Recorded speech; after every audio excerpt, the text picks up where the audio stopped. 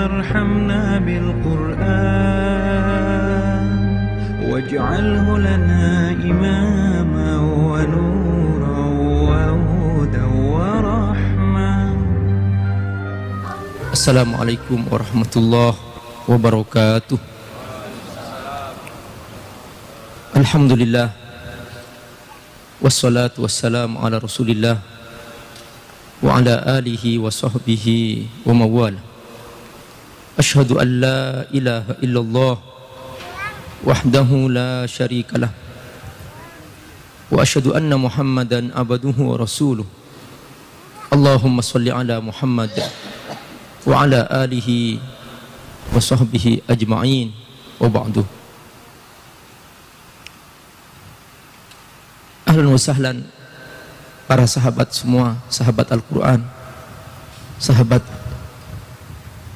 majelis zikir, majelis tafsir Al-Quran, yang hari ini insyaallah kita akan memulai sebuah perjalanan baru, perjalanan bersama kalimat demi kalimat, surah demi surah dalam Al-Quran.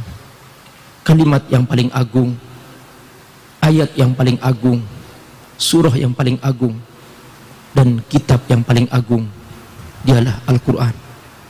Semua ulama sepakat, asyrafu kutubin fil alam, fil kauni kullihi, kitabullah wa huwal Quran. Paling agungnya kitab di seluruh alam semesta ini yaitu kitab Allah subhanahu wa ta'ala, Al-Quran. Wa asyrafun nas ahlul Quran, dan paling mulianya manusia adalah orang-orang yang bersahabat dengan Al-Quran. Wa asyrafuz dzikr huwa tilawatul Quran, dan paling mulia zikir adalah membaca Al-Quran. Waqad qala al-ulama man arada ay yatakallama ma'allah fa alaihi bis-shalah. Orang yang mau ngobrol bersama Allah, maka hendaklah dia memperbanyak salat. Karena orang yang salat, dia yang berbicara, dia yang membaca, dia yang mengucapkan. Wa man arada ay yatakallama Allahu ma'ahu fa alaihi bitilawatil Quran. Dan siapa yang ingin Allah berbicara kepadanya, siapa yang ingin Allah ngobrol dengannya, maka bacalah Al-Quran, belajarlah Al-Quran, pahami Al-Quran. Inilah makna hadis Rasulullah sallallahu alaihi wasallam, khairukum man ta'allama Al-Quran wa 'allamah. Paling mulianya di antara kalian adalah yang belajar Al-Quran dan mengajarkannya. Kita akan memulai sebuah pelajaran penting dalam hidup kita, yaitu kita akan belajar Al-Quran dari awal sampai akhir. Sungguh saya sendiri sepanjang malam gemetar ketika hendak mulai kajian ini. Belum pernah saya mengalami seperti ini. Tadi malam saya tidak bisa tidur. Bagaimana saya bisa mempertahankan pertemuan seperti ini dari awal sampai akhir di masjid ini, Masjid Ad-Dzikra, yang semoga Allah selalu berkahi kita semua insyaallah. Semoga kita tetap dalam keikhlasan kepada Allah subhanahu wa ta'ala. Yang paling ditakuti ketika saya hendak memulai kajian tafsir ini adalah takut kemasukan di hati, yaitu penyakit riya, penyakit tidak ikhlas. Sungguh saya teringat kisah seorang ulama. Dia banyak muridnya, banyak bukunya dia tulis. Ketika dia meninggal dunia, salah seorang muridnya bermimpi. Sang guru ini datang dalam mimpi sang murid, lalu dia mengatakan, "Wahai muridku, Tahukah engkau kenapa aku bahagia di alam barzakh? Sang murid menjawab dalam mimpi itu, ya jelas, engkau guruku, engkau guru kami, muridmu ribuan, kitabmu masih terus kami baca, dan kami selalu mendoakanmu. Benar, engkau pasti bahagia karena kami selalu mendoakan engkau, dan ilmu yang kau ajarkan selalu kami amalkan. Sang guru menggelengkan kepalanya. Tidak. Ketika aku melakukan semua itu, menyelusup dalam hatiku penyakit riya. Semua ditolak oleh Allah Subhanahu wa ta'ala. Hanya satu yang menyelamatkan aku. Suatu malam ada seekor semut, ada seekor lalat. Dia kehausan. Aku sedang menulis buku. Dia hinggap di penaku, tempat alat aku menulis. Aku hentikan sejenak menulis sampai lalat itu selesai minum. Lalu setelah pergi aku lanjutkan. Itulah amalku yang paling ikhlas seumur hidupku. Itulah yang menyelamatkan aku. Dan itulah yang membuat aku diterima oleh Allah Subhanahu wa ta'ala. Saya baru paham pernyataan para ulama dalam kitab Tazkiyatun Nufus yang ditulis oleh Imam Al-Ghazali dan Imam Ibn Rajab Al-Hambali, mengatakan bahwa man akhlasa lillah walau lahdhah fakafa. Siapa yang pernah ikhlas dalam hidupnya sekalipun satu detik, itu sudah cukup menjadi bekal untuk menuju Allah Subhanahu wa ta'ala. Saking sulitnya ikhlas. Sungguh sangat sulit itu ikhlas. Karenanya ikhwatal iman rahimakumullah, pada saat kita mau belajar Al-Quran, ini kitab yang paling agung, kitab mukjizat. Setiap kalimat mengandung panduan, setiap kata mengandung rahasia yang sangat dalam. Maka siapkan hati kita, siapkan jiwa kita, siapkan seluruh perasaan kita, siapkan iman kita dengan sungguh-sungguhnya bahwa kita ingin bertalaki kepada Allah Subhanahu wa ta'ala, ingin belajar ilmu Allah Subhanahu wa ta'ala. Inilah makna firman Allah, wal Qur'anil Hakim, demi Al-Quran yang bijak, yang penuh dengan hikmah. Karena Al-Quran seperti air, dia tidak akan pernah mengalir ke tempat yang tinggi, dia hanya bisa mengalir ke tempat yang rendah. Maka siapa yang berhati sombong tidak akan pernah dimasuki Al-Quran hatinya, dan siapa yang berhati merendah, Al-Quran akan mengalir ke dalamnya. Bapak Ibu ikhwatal iman, majelis az-zikr rahimakumullah, inilah keistimewaan Al-Quran. Dia seperti kebun bunga yang semua bunga dalamnya indah.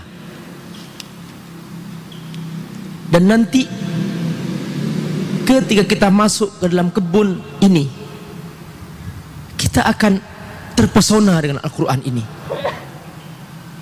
Dan tiba-tiba kita tanpa terasa diajak oleh Al-Quran pindah dari tempat ke tempat, dan tidak pernah kita merasakan bosan dengannya. Saking indahnya itu kebun, dan saking indahnya itu bunga, dan kita tidak pernah merasa bahwa ternyata kita sudah pindah dari tempat ke tempat tanpa merasakan perpindahan itu. Inilah yang disebut oleh para ulama tafsir dengan istilah husnut takhallus, bahwa di antara keistimewaan Al-Quran bahwa dia tidak seperti kitab biasa. Kalau kitab yang ditulis oleh manusia, kita untuk pindah dari bab ke bab itu ada jedahnya, ada babnya. Tetapi Al-Quran dia mengalir seperti air yang tanpa terputus, seperti kebun yang menyatu, dan kita di dalamnya diajak pindah dari tempat ke tempat tanpa terasa.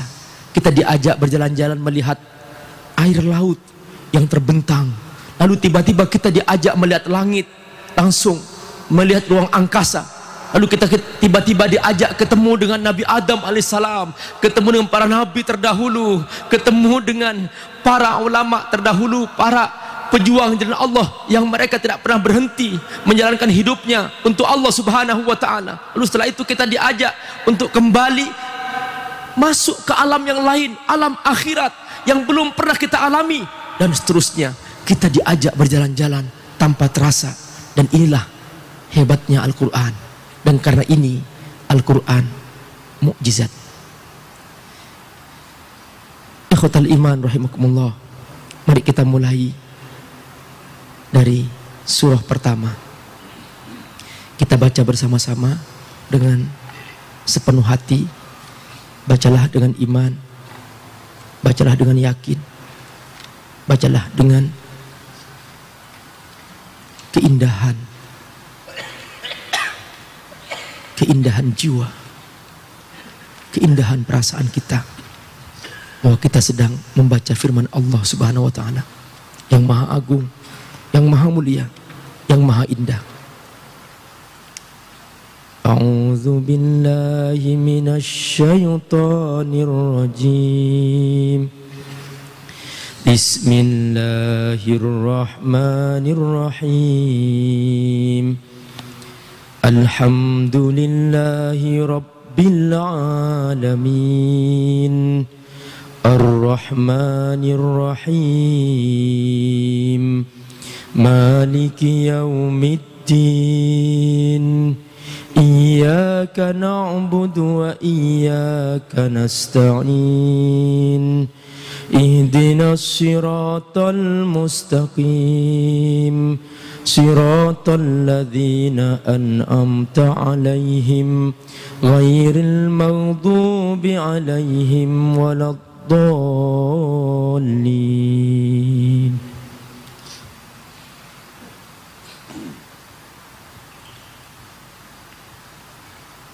Bismillahirrahmanirrahim. Kita akan menggunakan sebagai rujukan pokok yaitu Tafsir Al-Munir karya Dr. Wahbah Zuhaili. Saya pilih tafsir ini karena tafsir ini meringkas semua tafsir terdahulu.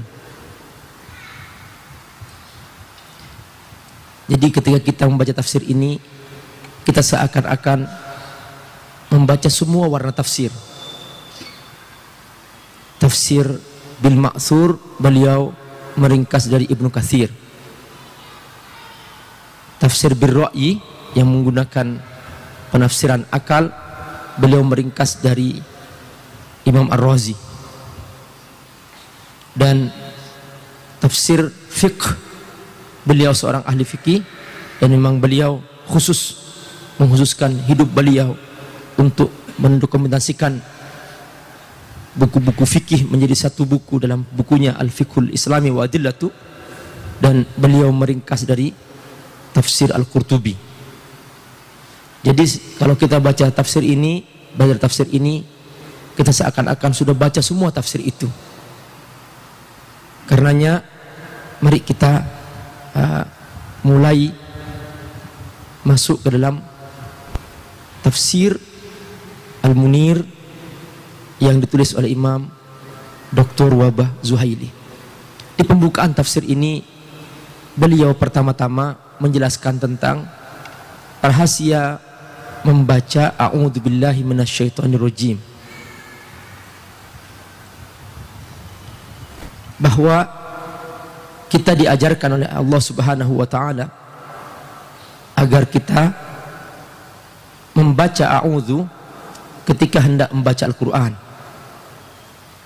Dalam surah An-Nahl ayat 98, Allah Subhanahu wa ta'ala berfirman, fa idza qara'tal Qur'an fasta'idz billahi minasyaitonir rajim.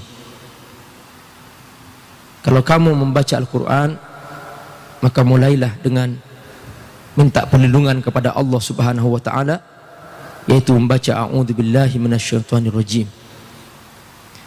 Karenanya beliau pertama-tama membuka tafsirnya dengan membahas tentang pentingnya membaca a'udzubillahi minasyaitonir rajim. Di sini beliau mengatakan bahwa idza aradta an taqra fata'awwadz. Kalau kamu hendak membaca Al-Qur'an, maka mintalah perlindungan kepada Allah Subhanahu wa ta'ala. Dalam surah Al-Mu'minun ayat 96 sampai 98, Allah Subhanahu wa ta'ala berfirman, wa qul rabbi a'udzubika min hamazatis syayatin wa a'udzubika rabbi ayyahturun.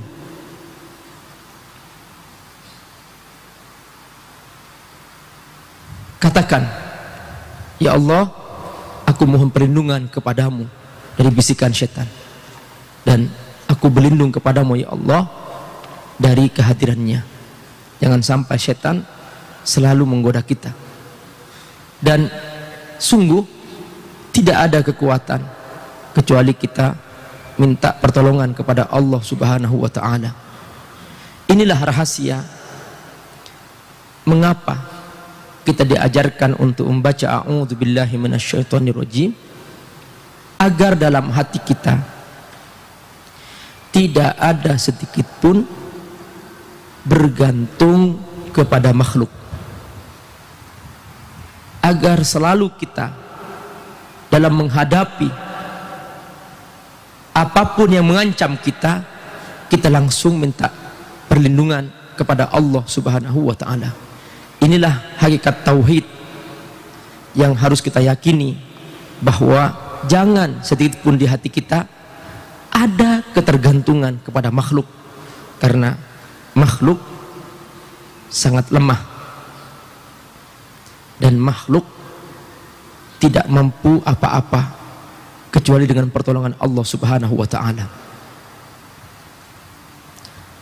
Abu Sa'id Al-Khudri, salah seorang sahabat Rasulullah sallallahu alaihi wasallam, beliau meriwayatkan sebuah hadis mengatakan bahwa Rasulullah sallallahu alaihi wasallam idza qama ila shalah, ketika hendak salat, istaftaha, membacakan doa iftitah, thumma yaqul, kemudian mengucapkan a'udzubillahi samil alim minasyaitonir rajim min hamazatin wa nafkhat, min hamzatin wa nafkhatin wa nafathatin. Di sini dikatakan min hamazihi wa nafkhihi wa nafathihi. Jadi Rasulullah SAW disebutkan dalam riwayat Abu Sa'id Al-Khudri bahwa setelah membaca doa iftitah, beliau membaca a'udzubillahi samil alim minasyaitonir rajim, dari bisikan syaitan dan tiupannya. Ini hadis riwayat Imam At-Tirmidzi, disebutkan dalam kitab Nail Autor halaman 196 jilid 2.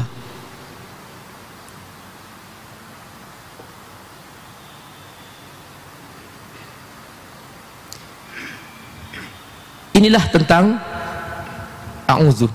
Lalu beliau menyebutkan hukumnya apa. Al-isti'adzah mandubah fi ra'i jumhuril ulama fi kulli qira'atin fi ghairis shalah.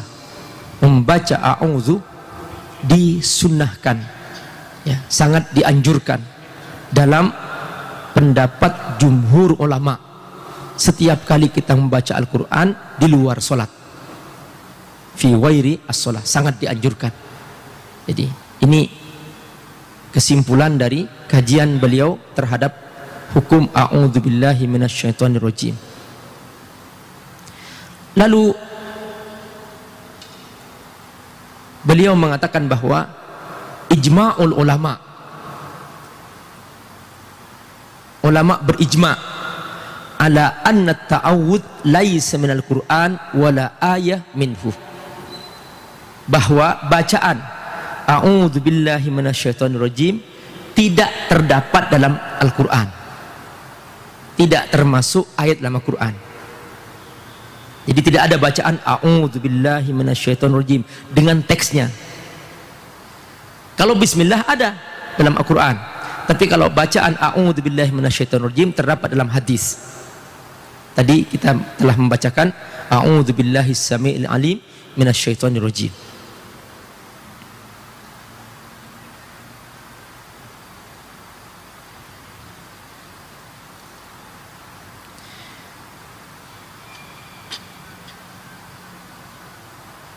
Karenanya membaca a'udzu dalam solat ini termasuk perbedaan antara ulama fikih. Ada yang mengatakan boleh-boleh saja, tapi ada yang mengatakan ini dimakruhkan, seperti Imam Malik dikatakan faqal malikiyah yakrahu ta'awudz wal basmalah qabla al-Fatihah was surah. Jadi kita dimakruhkan membacakan dalam solat dengan terang a'udzubillahi minasyaitonirrajim sebelum Al-Fatihah atau sebelum surah. Jadi dengan terang dibacakan karena dia tidak termasuk dalam ayat dalam Al-Qur'an. Adapun bismillah nanti kita akan bahas setelah ini. Tapi kalau untuk a'udzubillahi minasyaitonirrajim itu dimakruhkan menurut madhab Maliki. Memang belum pernah Arifin selama hidup mendengar imam membaca isti'adzah. Iya, memang belum pernah. Hanya bismillah yang berbeda ya? Bismillah, ya. Kemudian tapi dianjurkan sebelumnya di luar, secara sir sunnah ya. Ya, mandubah fi wairis sholah, di luar sholat.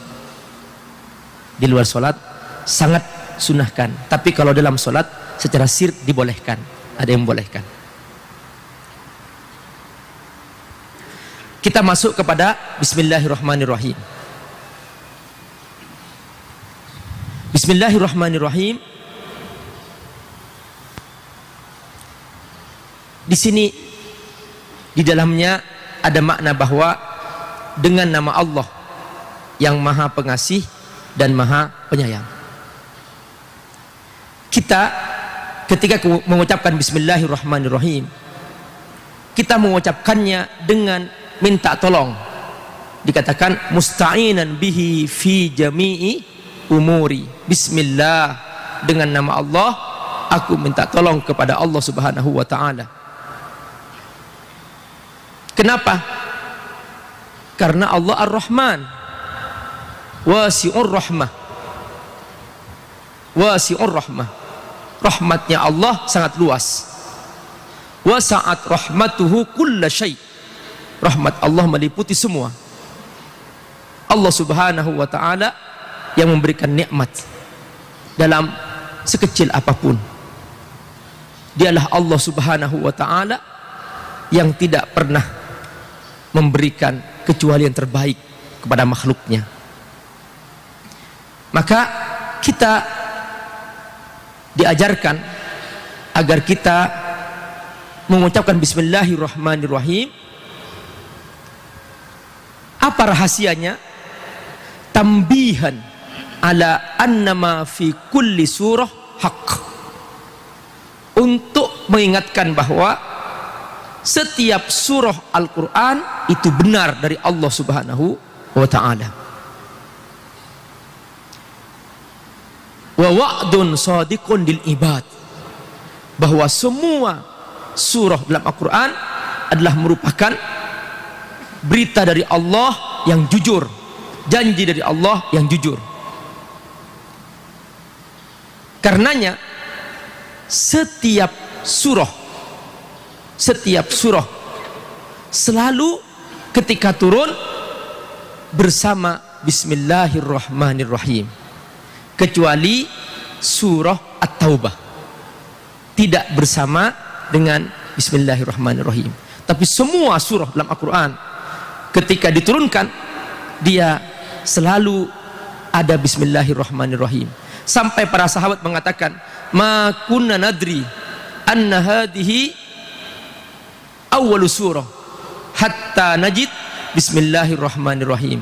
Kami tadinya tidak tahu apakah ini yang turun adalah merupakan surah baru atau bukan, kecuali setelah melihat pas turun ada pembukaan Bismillahirrahmanirrahim.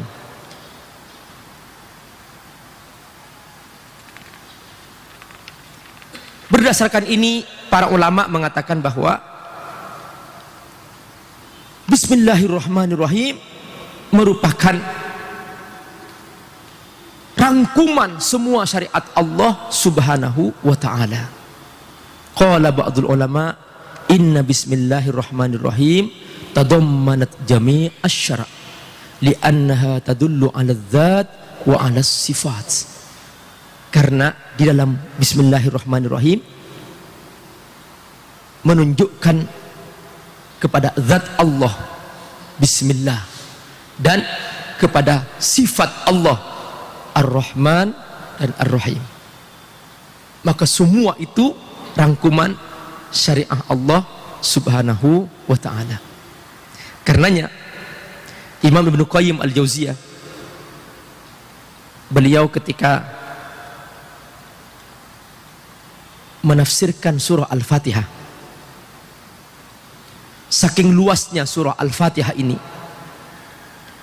beliau hanya fokus kepada makna iyyaka na'budu wa iyyaka nasta'in. Fokus di situ. Ketika buku yang ditulis beliau terbit 4 jilid, diberi judul Madarijus Salikin fi manazili iyyaka na'budu wa iyyaka nasta'in. Bayangkan, hanya menjelaskan makna iyyaka na'budu wa iyyaka nasta'in, buku ini terbit 4 jilid.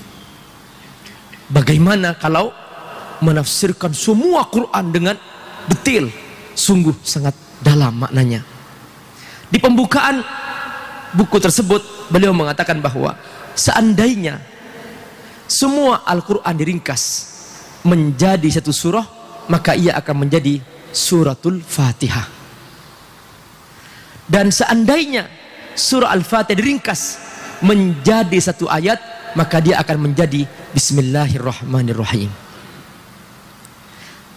Lalu seandainya satu ayat ini Bismillahirrahmanirrahim diringkas lagi menjadi satu kalimat, maka dialah Allah Subhanahu wa ta'ala. Allah. Maka semua Quran dari awal sampai akhir hanyalah menceritakan keagungan Allah Subhanahu wa ta'ala. Di sini kemudian dibahas apakah Bismillah termasuk ayat dalam surah Al-Fatihah atau tidak. Di sini beliau sangat detail meringkasnya dan membahas sebagai ahli fikih dari berbagai pendapat yang begitu luas dalam ilmu fikih. Beliau meringkas dalam beberapa pembahasan berikut. Beliau mengatakan bahwa para ulama memang berbeda pendapat dalam masalah Bismillah. Apakah ia termasuk dalam Al-Fatihah atau tidak?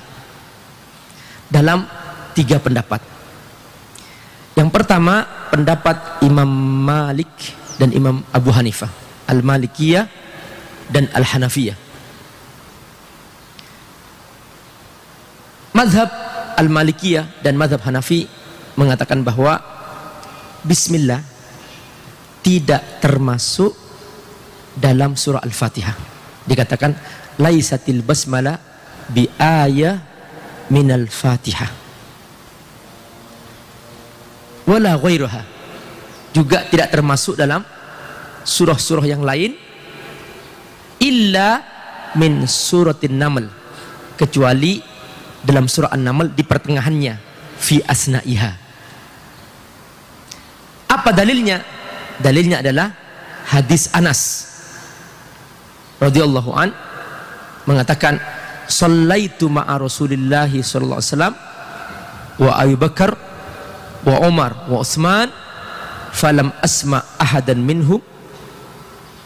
Aku salat bersama Rasulullah, Abu Bakar, Umar dan Utsman, dan aku tidak mendengar mereka mengucapkan Yaqra bismillahirrahmanirrahim. Lalu beliau katakan bahwa ai anna ahl Madinah kanu la yaqra'una basmalah. Maksudnya penduduk kota Madinah. Jadi ulama ahli Madinah mereka tidak membaca bismillah fi salatihim, dalam salat mereka, fi Masjidil Madinah, di Masjid Nabawi. Zaman dahulu. Ya, dulu. Zaman dahulu ya, sampai dulu. sekarang. Ya. Makanya Mekah Madinah itu Tidak menjaharkan bismillah. Mereka baca secara pelan-pelan tapi tidak menjaharkan. Tapi ada perbedaan antara Maliki dan Hanafi. Sekalipun dalam ini sepakat, tapi ada perbedaan. Illa annal Hanafiyah qalu yaqra al-munfarid bismillahirrahmanirrahim ma'al Fatihah. Kalau dia sholat sendirian membaca bismillah. Tapi kalau menjadi imam tidak menjaharkan, tidak menyaringkan. Nih, yaqra al-munfarid bismillahirrahmanirrahim ma'al Fatihah fi kulli rak'ah sirron, secara rahasia, tidak dinyaringkan. Fahiya Quran, dia termasuk Al-Quran, lakinnaha laisat ba'dus surah, tapi tidak termasuk dalam surah Al-Fatihah. Wa inna ma hiya lil fasl bainas suwar, itu hanya untuk membedakan pembatas antara surah ke surah. Ini menurut Abu Hanifah. Wa qala al-Malikiyah, adapun Imam Malik, la yaqra'uha fi sholatil maktubah, tidak membacanya dalam solat-solat fardu terang-terangan, jiharon au sirron, atau rahasia, atau tidak nyaring. La fil Fatihah, tidak dalam bacaan Al-Fatihah, wala fi ghairiha minas suwar, juga tidak dalam surat-surat lain. Ini Malik. Tapi Abu Hanifah masih membaca sekalipun rahasia. Tapi Malik mengatakan tidak membaca. Tidak baca bismillah dalam baik Al-Fatihah maupun selain surah. dalam sholat. Dalam sholat, iya. Ini Malik.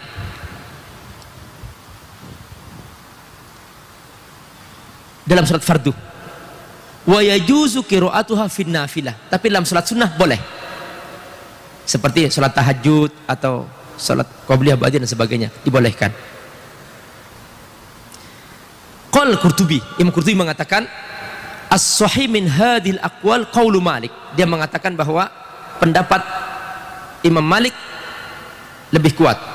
Li'anna al-Qur'an la yathbut bi akhbaril ahad. Alasannya bahwa Quran tidak ditetapkan dengan secara ahad.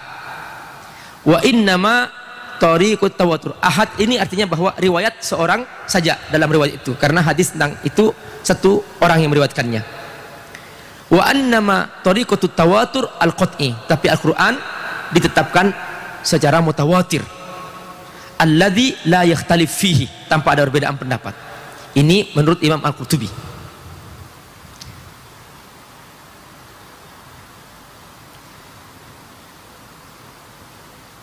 Tapi ada pendapat lain lagi. Nah, perhatikan, ini pentingnya kita mengenal banyak pendapat. Pertanyaannya adalah, kalau kita menghadapi banyak pendapat, jangan bingung. Karena semua pendapat itu benar. Yang salah yang tidak baca Al-Fatihah.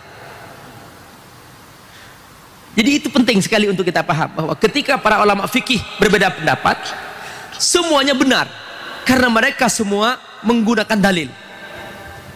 Mau baca yang ini, mengambil yang ini, semuanya benar. Jadi, dan tidak ada di sini mengatakan lebih kuat atau lebih benar, tidak ada. karena semua dalam ikhtilaful fiqh, perbedaan pendapat fikih, mereka semua mempunyai dalil dan mereka semuanya benar. Makanya mazhab Hanafi, mazhab Maliki, mazhab Syafi'i itu semua mereka mempunyai dalil dan mereka juga benar dalam melaksanakan sholatnya. Qala Abdullah bin Mubarak, berkata Abdullah bin Mubarak, ini untuk ini saya bacakan teksnya karena ini masalah fikih. Ibnu Mubarak mengatakan bahwa ada sebuah hadis riwayat Imam Muslim dari Anas. Anas radhiyallahu an mengatakan, baina Rasulullah SAW dzata yaumin, satu hari Rasulullah SAW bersama kami, baina adhurina id aghfa ighfa'a, tiba-tiba Rasulullah SAW dia berdiam, tunduk, aghfa ighfa'a, berdiam langsung tunduk. Setelah sekian lama beliau tunduk, summa rafa'a ra'sahu mutabassiman, lalu beliau mengangkat kepalanya dan tersenyum. Faqulna, kami langsung segera mengatakan, para sahabat langsung mengatakan, ma adhakaka ya Rasulullah, apa yang membuat engkau tersenyum wahai Rasulullah? Qala, Nabi bersabda, nazalat alayya anifan surah, tadi turun sebuah surah. Faqara'ah, lalu Rasulullah SAW bersabda, membaca, Bismillahirrahmanirrahim, inna a'tainakal kautsar fasalli li rabbika wanhar inna syani'aka huwal abtar. Perhatikan, ada bismillahnya. Rasulullah SAW langsung membaca bismillah. Di sini Imam Syafi'i mengatakan, wa qala Syafi'i, ini kita adalah madhab Syafi'i wal Hanabilah. Apa kata beliau? Al basmalah ayah minal Fatihah. Bismillah termasuk ayat dalam surah Al-Fatihah.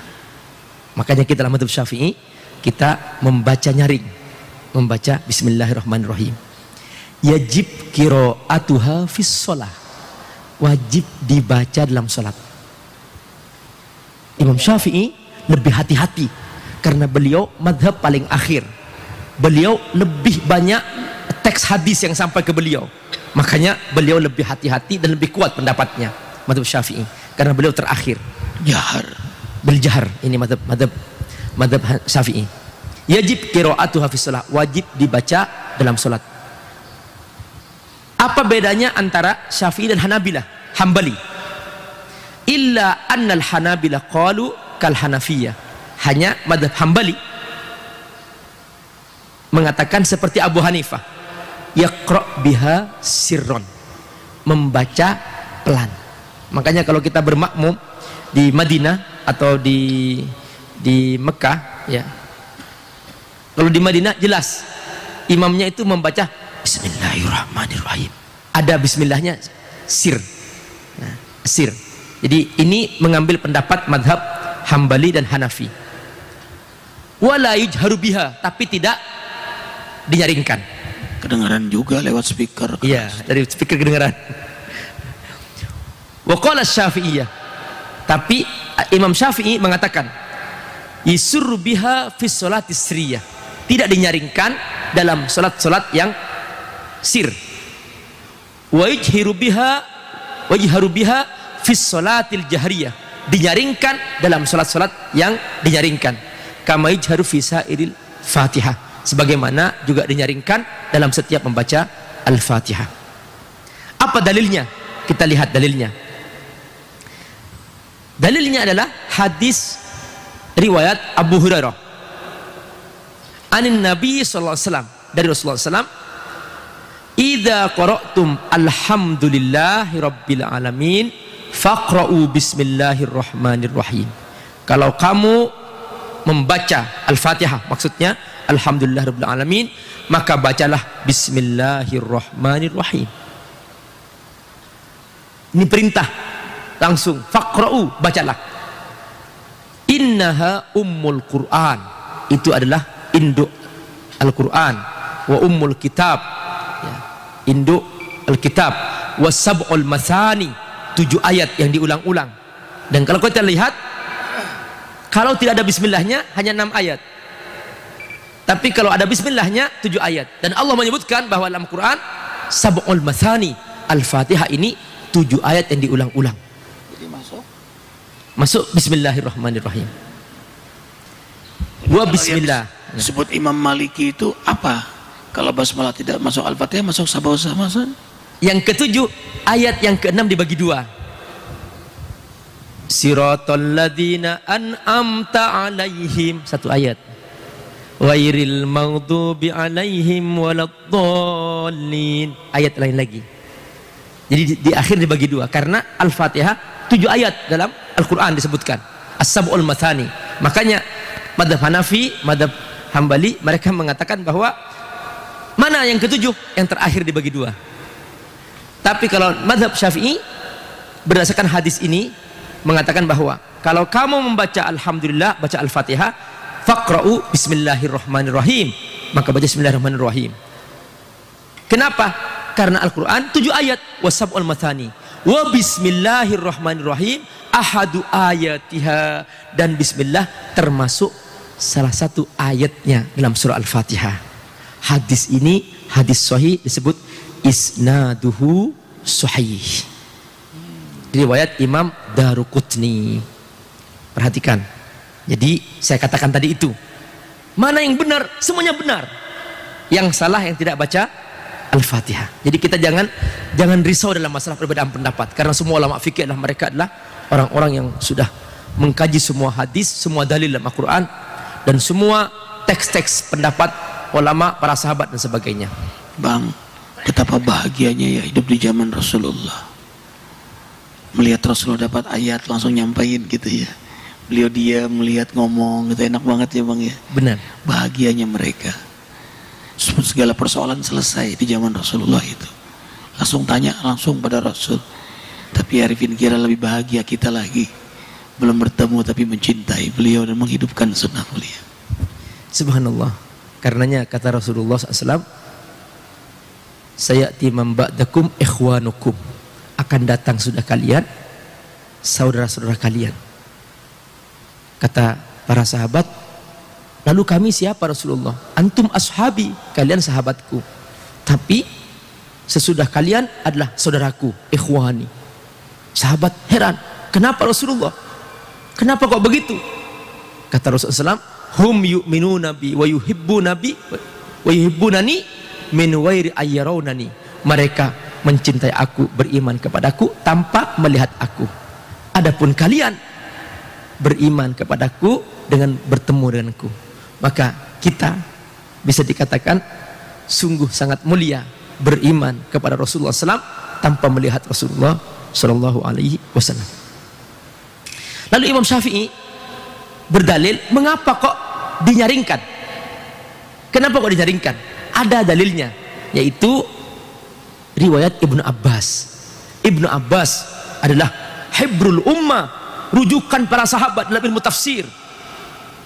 Rasulullah SAW berdoa untuk Ibnu Abbas, Allahumma faqihu fid din wa alimhu ta'wil. Ya Allah, berikan kefakihan kepadanya dan ajarkan dia tafsir. Maka di sini Ibnu Abbas mengatakan, annan nabiyya sallallahu alaihi wasallam, bahwa Rasulullah SAW jahara bi bismillahirrahmanirrahim, beliau menyaringkan bacaan bismillahirrahmanirrahim ketika membaca Al-Fatihah. Loh, jadi Madinah enggak membaca jahar itu bagaimana? Nah, inilah ada sahabat yang mendengar itu, mereka meriwayatkannya, maka dia mengambil riwayat itu. Dan ada sahabat yang mendengar ini, maka mengambil riwayat ini. Jadi dulu hadis tidak semudah kita dapatkan sekarang. Jadi sebagian sahabat mendengar hadis itu, maka dijadikan dalil itu. Sebagian sahabat tidak mendengar itu, maka mereka mendengar dalil yang lain. Nah, inilah yang membuat perbedaan pendapat. Dan memang Rasulullah SAW memberikan contoh seperti ini, ya, supaya dalam masalah-masalah yang sifatnya teknis, sahabat tidak terlalu terpaku pada satu hal. Bahkan para sahabat sangat dimudahkan untuk berbeda pendapat ketika Rasulullah masih hidup. Karena seandainya para sahabat tidak berbeda pendapat, kita sekarang kesulitan untuk mencari pendapat yang bisa dijadikan pijakan. Untungnya para sahabat banyak berbeda pendapat dalam masalah teknis di saat Rasul masih hidup, sehingga kita masih punya dalil ketika kita mengalami masalah-masalah dalam hidup kita sehari-hari sekarang. Di antara contoh Misalnya,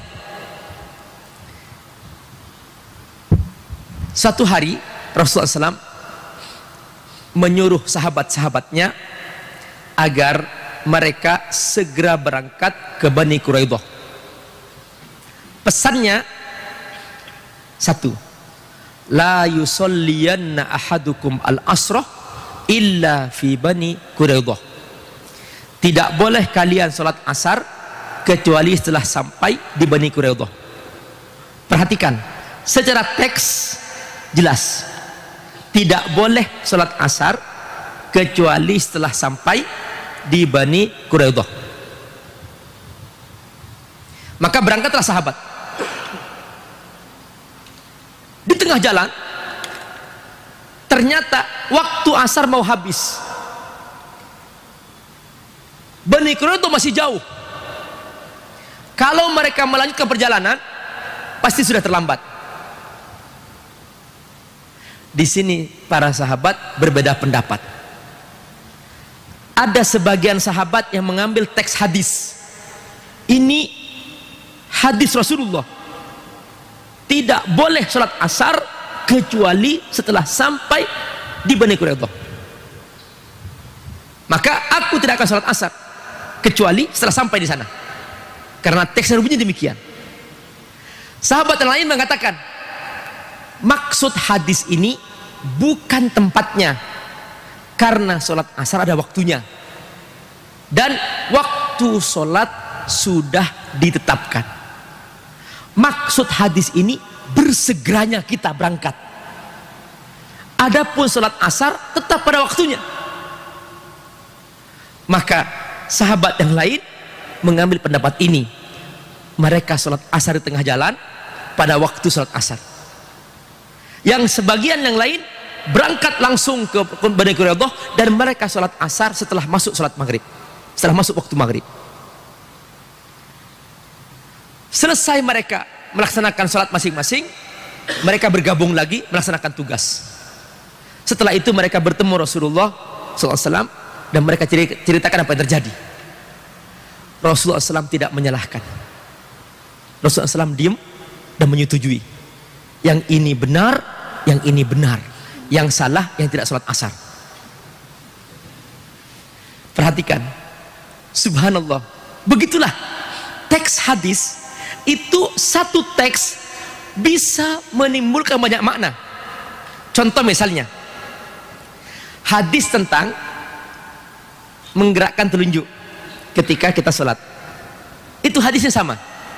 Dikatakan dalam riwayat bahwa kana Rasulullah sallallahu alaihi wasallam yuharriku usbu'ahu.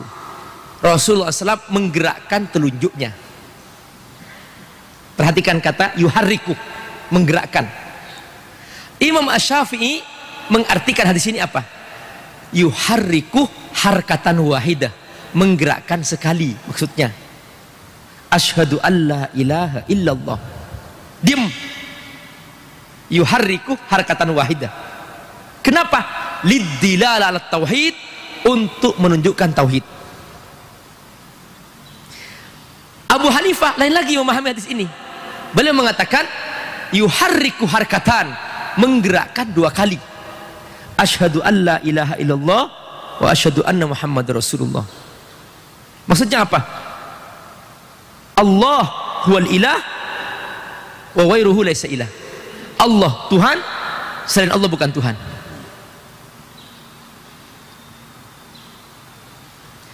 Imam Malik mengatakan yuharriku harkat, menggerakkan banyak.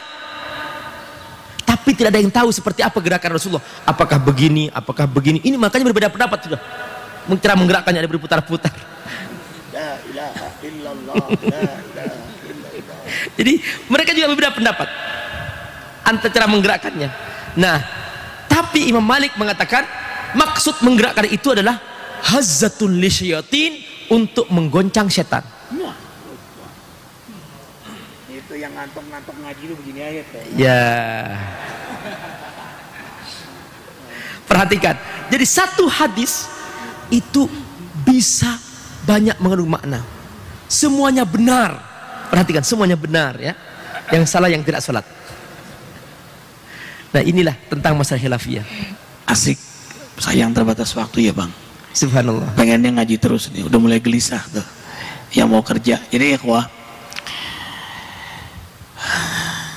kalau duduk ngaji seperti ini nikmat. Apalagi yang tertidur-tidur itu saking nikmatnya. Arifin mengagumi pada ikhwah, dan tolong kawan kalau melihat tawan yang ngantuk dicuil lalu bisikan, jangan lupa baca doa bismikallahumma ahya bismika. Tapi ala kulli hal, silakan. Ada waktu bertanya 5 menit. Ya, silakan.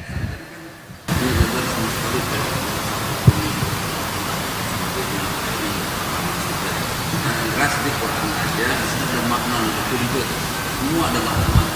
Sambil kita hobi dan tidak makna, ikut maknanya aja. Ini gimana sanksinya buat saya? Atau benar atau tidak? Kasih. Iya. Jadi maaf, itu saya nggak ikutin. Habis kategori mau berantem kayak di Madinah maupun saya nggak ikut lah. Mau ikut ini aja yang ada di sini, bilang di sini. Saya pelajari, saya baca di bangun malam, karena lihat artinya nih. Ada bangun malam, ini ada bangun labu gitu. Saya lihat maknanya. Jadi ambil rasanya itu. Kalau saya nggak pelajari gini-gini nih, gimana tuh? Gini. Saya nih kalau nggak ikutin itu, saya kitanya ini doang. Makasih Ustaz. Terima kasih. Cara belajar ilmu, kita harus tahu tabiat ilmu. Ya, nih, ilmu itu dibagi 2. Ada ilmu prinsip, ada ilmu furu'. Ilmu yang prinsip, kita tidak boleh berbeda pendapat. Seperti sholat subuh 2 rakaat, sholat duhur 4 rakaat. Itu sudah, kita sudah ikut apa adanya. Itu prinsip. Disebut al-usul, ilmu usul. Nah, adapun ilmu furu', ilmu yang dia itu adalah penjelasan atau teknis, namanya teknis. Teknis itu Pak, pasti berbeda pendapat. Contoh misalnya, Bapak mau pulang ke rumah, mau pergi ke Cibubur. Semua ini, kalau kata Ustadz Muhammad Arifin, semua kalian nanti ketemu di Cibubur, di depan gedung fulan misalnya. Nah, saya yakin masing-masing akan berjalan sesuai dengan jalan yang dia pahami. Ada yang lewat sini, lewat sini, lewat sini. Yang penting ketemu di sana. Contoh misal lain lagi, kita ketemu di Munas. Ayo, semuanya berangkat. Maka masing-masing ada naik mobil, ada naik motor, dan masing-masing akan menempuh jalannya. Yang penting ketemu di Munas. Nah, itu namanya furu'. Jadi itu tidak bisa dipaksakan. Maka siapa yang memaksakan masalah furu' satu pendapat, itu berarti dia telah menghilangkan keistimewaan yang Allah berikan kepada manusia. Dan ini tidak bisa dihilangkan. Juga akan menghancurkan keindahan Islam yang begitu luas dan begitu fleksibel dalam masalah furu'. Dan inilah fitrah manusia yang Allah berikan. Maka dalam Al-Quran, Allah subhanahu wa ta'ala tidak berfirman wala takhtalifu. Bismillahirrahmanirrahim. Wa'tasimu bihablillahi jami'an wa la tafarraqu. Kata Allah, peganglah tali Allah semuanya bersama-sama, jangan bercerai-berai.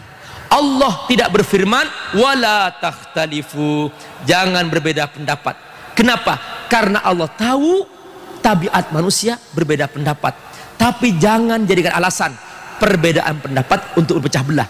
Karena itu salah kalau karena berbeda pendapat langsung bercerai-berai. Salah seorang suami yang ketika punya pendapat berbeda dengan istrinya lalu mengatakan saya cerai kamu. Jangan begitu. Karena itu fitrah manusia Allah berikan. Istri punya pendapat demikian, aku suka baju pink, kata istrinya. Kata suami, aku suka yang hijau, kata suaminya. Kalau begitu kita cerai. Bukan begitu. Itu selera. Nah ini perbedaan dari Allah Subhanahu wa ta'ala. Maka ini jangan jadikan alasan berbeda pendapat. Jadi nanti Bapak akan menemukan ketika belajar, untuk urusan prinsip kita oke, sama-sama sudah pasti seperti itu. Tapi untuk urusan yang berbeda pendapat nanti, saya hanya membuka wawasan supaya kita tahu, subhanallah, Islam sangat luas.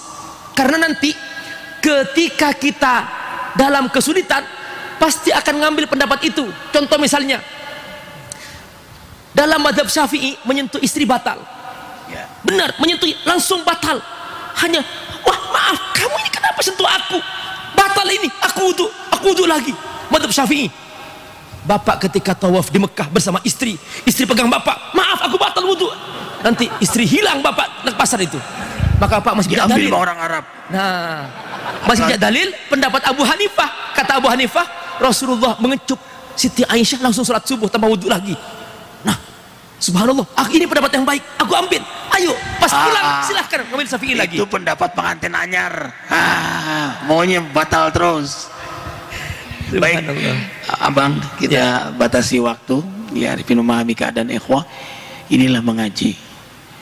Kita ini baru pertama, Quran masih banyak ini. Ya, ini juga belum selesai ini. Ini baru basmalah. Ini juga main ringkas-ringkas saja beliau. Enggak, pertanyaan antum luar biasa, mewakili semua kita yang tertidur tadi. Ya, rasanya tersimpulkan jawaban yang tertidur dengan sekarang. Wala tafarraqu, ya. Bukan wala takhtalifu. Jadi kita itu memahami, makanya Azikar memahami itu. Ada yang membid'ahkan zikir apa, Arifin nggak ada masalah, I love you. Sampai kawan yang bid'ahkan zikir di sini datang menyampaikan ceramah, pas acara zikir Arifin bisikin ke beliau, "Bang, sebentar lagi acara bid'ah." Beliau ketawa sambil pergi. Apa kata beliau? "Itu yang buat ana suka sama antum. Antum ana bid'ahin, ana tulis tentang antum, tapi antum senyum terus pada ana. Uhibbukum billah." Tidak penting itu. Yang penting umat itu bertaubat. Itu dia. Di sini, di majelis ini. Nah, semua ikhwah bisa hadir di situ. Yang penting umat itu bertaubat. Dan saya bangga, Ustadzullah.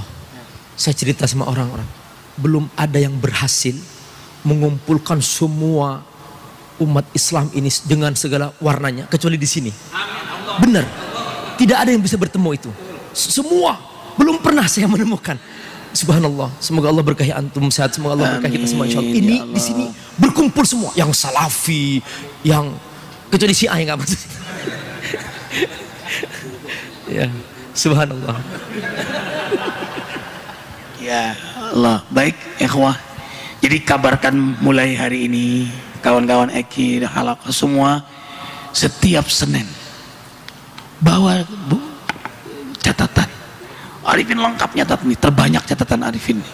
Senang ya. Ya ikhwah, catat. Ini ilmu yang mahal dan juga direkam dan disaksikan seluruh Indonesia, seluruh dunia bahkan, dan terutama disaksikan oleh Allah dan para malaikat. Dan ini masjidnya menjadi saksi di akhirat nanti. Tentu maafkan kami lahir batin. Jazakumullah, dokter. Iya, baru basmalah dan isti'adah, belum selesai. Nanti menarik sekali, bisa yakin, bisa bayangkan menarik bagaimana yang ruku, ada yang langsung jumblak dari ruku ke sujud, jubrak kayak Rusli gitu kan, ada yang ting ting ting dulu gitu, itu asik nanti. Ada yang duduk roha, ada semua pendapat itu ternyata ada dasarnya. Itu yang kita senang. Subhanakallah bihamdika, asyhadu an la ilaha illa anta, astaghfiruka wa atubu. Assalamualaikum warahmatullahi wabarakatuh.